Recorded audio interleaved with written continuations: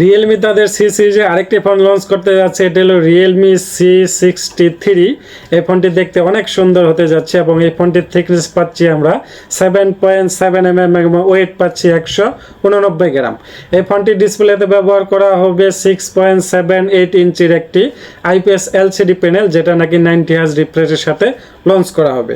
এবং এই ফোনটির প্রসেসরে পাবো আমরা ইউনিসকের প্রসেসর, যেটা নাকি ইউনিসক টাইগার T612 এবং 12 ন্যানোমিটার একটি প্রসেসর আমরা এখানে পেয়ে যাব।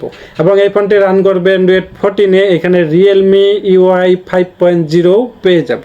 এবং এই ফোনটিতে মালিতে পাবো আমরা মালি G57 এবং ক্যামেরাতে পাবো সিঙ্গেল ক্যামেরা, যার ক্যামেরাটি হলো 50 মেগাপিক্সেলের এবং সেলফি ক্যামেরাতে পাবো আমরা 8 মেগাপিক্সেল একটি সেলফি ক্যামেরা পেয়ে যাব।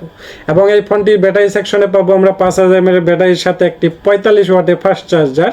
তো ব্যাটারি ওভারঅল আমার কাছে ঠিকঠাকই মনে হয়েছে এবং বাকি যা ব্যবহার করা হচ্ছে তাও আমার মনে হয় বাজেট বিবেচনায় পারফেক্টই মনে হবে।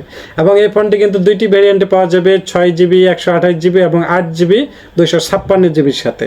এবং কোম্পানি বলেছে এখানে কিন্তু আলাদা করে একটা মেমোরি কার্ডও ব্যবহারের সুবিধা থাকছে।